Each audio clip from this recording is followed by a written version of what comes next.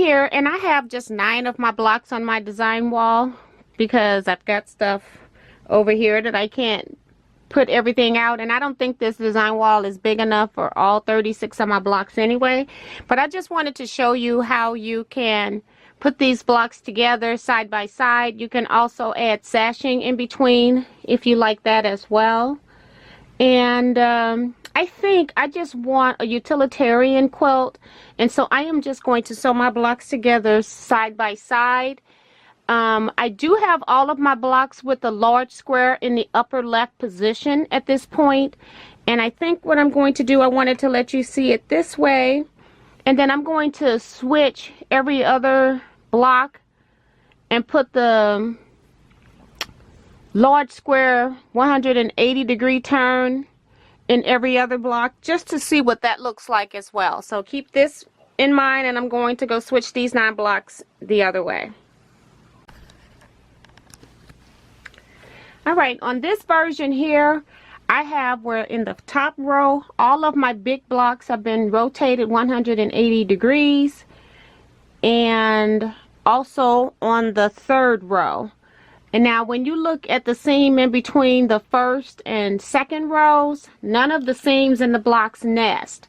But when I look at the seams in the 2nd and 3rd row, every seam in that row is meeting up. So I'm not sure if I like that version either. So what I'm going to go do real quick is change the bottom row to make it an up row and see what happens when I do that.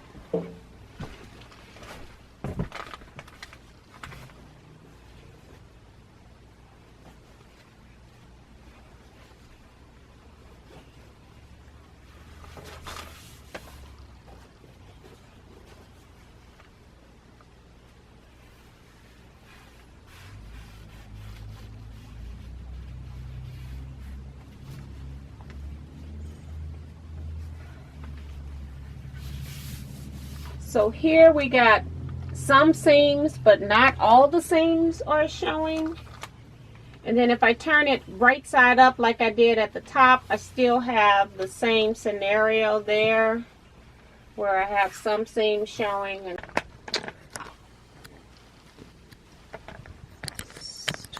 so we lost battery. So I'm just trying to decide how I want to place my blocks, or if I want a placement of any kind, or do I like random. I kind of like having not to sew all of my seams, having to match all the seams. So that's what I'm trying to find, an arrangement where I like that. I think I'm going to go back to turning the 3rd row 1/4 turn. Something like this arrangement here, where even though I have a pattern of how I'm laying the blocks out, you don't necessarily see it as much. So that's what I'm going to do. So I'm going to have to figure out row by row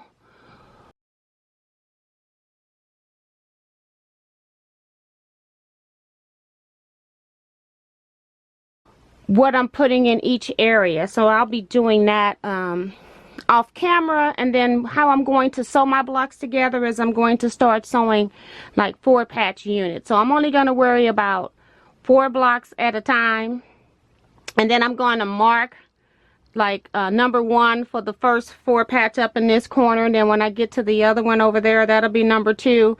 As I said, I'm doing a 36 block quilt, so it's going to be 6 by 6.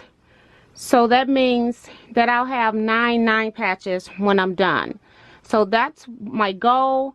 I'm going to go see if I can lay this out on my kitchen floor, and then as much as I can, and then I can start pairing up my 4 patch block units, and then I'll come back when I'm sewing. So I'm here just showing you some of these blocks laid out on my floor here. I could only get 4 blocks in a row, so I have already picked up the first 2 rows, and these are my remaining rows. And as I said, I'm going to continue with what I call piece reduction. Instead of sewing these all across in a row, I'm actually going to make them into 4 patches and then sew my 4 patches into rows. So I will meet you at my sewing machine. So here I have my blocks, and I have just placed a pin on the side that I'm going to be sewing on. And I have these in stacks where they're already folded right sides together. On the top of a block, this number is number 3. Even though I haven't sewed any blocks yet, it's just number 3 for my 4 patch. It doesn't matter what order they're in. I'm just putting that number on them so that I know what 4 patch it goes to, so I know what position it is in my quilt. So I did do just a little bit of tiny marking.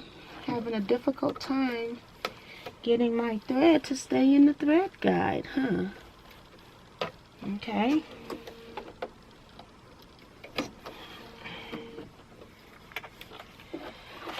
So I don't have this pin in here for any reason other than knowing what side I'm sewing on at this point, because the second part of this 4 patch does not have a label. So, and I am going to be putting a border on this quilt, so I'm not worried about back stitching or anything like that. I'm just going to be stitching 4 patches together. If I've got any seams that need to align, I'll take care of those as well.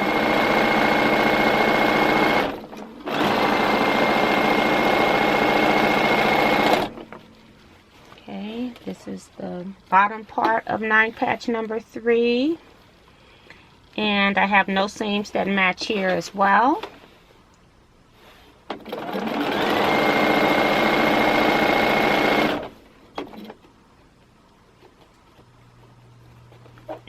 And my seams, my fabrics are really stiff from the batiking process and stiff from the starching process that was done prior to cutting. And so I'm just going to run through these. I'll let this machine run for a bit. Now I do have a seam connection here on my next 9 patch. So I don't know if you can see that, where this seam needs to match. And actually they're both going in the same direction. So what I'm going to do is just put a little holding pin there so I don't have to worry about it moving before I get to that. And just sew this together.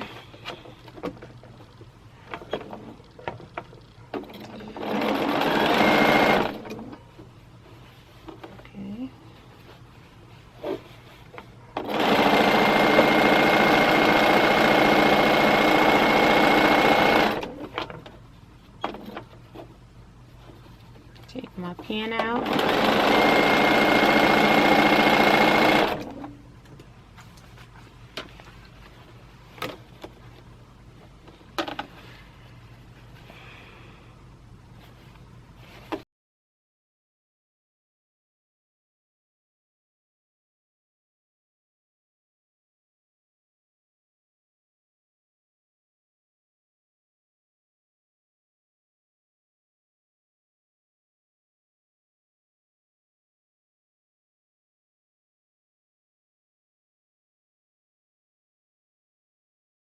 So I pulled off my first 4 patch. I've sewed like 3 of them chained together. So what I do is I just leave them connected so I know which way they're going. And then whichever block has the number, I'm going to press to the right. And then the other block will be pressed to the left. So I'm just looking for my number. Here's my number here, my number 3.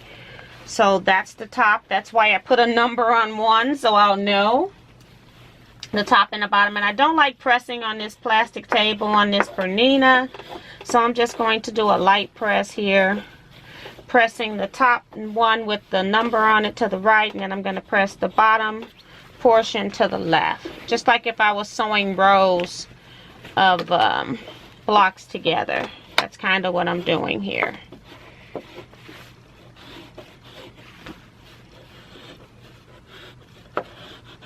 Okay, so I'm just going to do that. Take this, flip it down, and now I'm going to sew this 4 patch together. I just like to look and see if I got anything that's going to need to be matched up. I don't in this seam. I just have to match up this seam here where I'm connecting my 4-patch. So everything's fine there. So now I'm going to sew this 4-patch.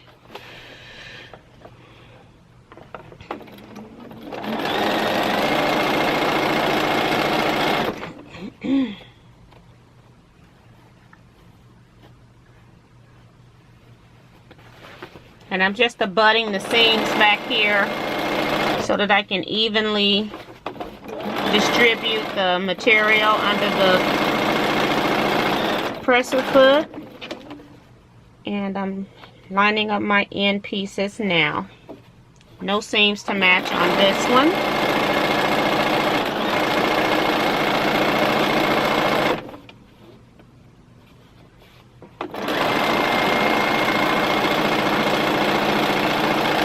Alright, so I'm going to go ahead and sew all of my 4 patches. So now here on the floor, I have just temporarily laid my blocks out. Remember when I sewed my 4 patches, the top section of my 4 patch, I pressed to the right, the bottom to the left. So therefore, when I put my rows together, these were all nest. Now it's time for me to press my 4 patches open. And so what I'm going to do is my left row and my far right row, I'm going to press those seams up. And then this middle row here, I'm going to press all of those seams down. And I'm basically just making it so that I can nest my connection points. So here I've just got my little 9 patches put out here. I can't open them because I don't have enough space here. But just thought that I would show you all what my next step is before showing you the finished quilt top. So guys, I'm going to just show you pictures of my completed quilt top.